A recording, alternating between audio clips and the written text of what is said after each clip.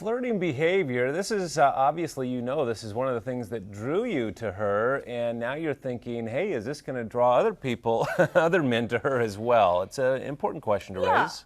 Look, this is great whenever it's really significant because it's reserved for a special relationship. Right. But when you begin to realize somebody's just kind of flirtatious across the board, I'll tell you what, it tells you a lot about kind of a sense of neediness inside their being. Absolutely. That's what flirting's about. Yeah, because if it's driven if that's a general mode with other people, that's something you definitely want to help her kind of see accurately, and then once she sees it, as we often say, awareness is curative, then she can do something about it.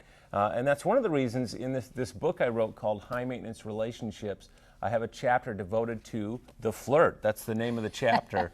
And it goes through the anatomy of the flirt, and it actually has a self-test. Is this person definitely a flirt? And then most importantly, what can you do about that? Understanding why they do what they do and kind of coping with them.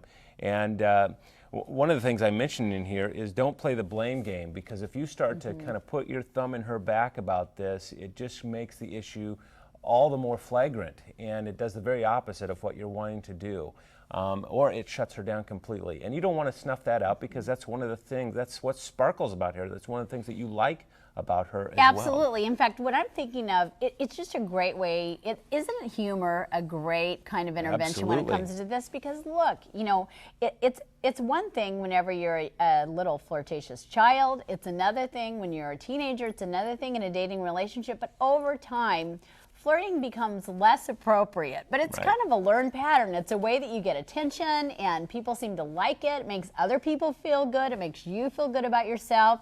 And some people just get great at it, and they don't even realize it's become a way of being. But it's fun if you can kind of intervene a little bit, maybe by flirting back, but doing it in a real noticeable way. Not flirting back with somebody else to get even. No, but flirting back to them and kind of serving as that mirror, letting them know what it looks like. It's not as adorable on a full-grown adult in a marriage relationship. Well, and here's the other thing. If you just kind of come at her and say, you're so flirtatious with other guys, that's such a vague kind of big statement, and sometimes it's much more helpful to look at the specifics. And if you guys go to a party and you say, when you said this thing to Bill, you have any idea how he was feeling or how that might make him feel when you say that? Yeah, like if you can say, I think they were a little bit embarrassed. Do you even realize that?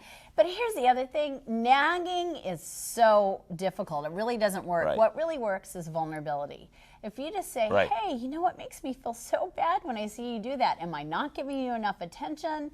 Do I not meet your needs? Do you not feel affirmed by me? What is it that is at the heart of what's making you do that in that moment? What can I do to change this for you? And just be vulnerable. Let them know it's troubling to you. Let them know you feel you'd like to take ownership for a solution. That's great advice, because the impulse is often to kind of attack rather than reveal and be vulnerable and open up, but that's key.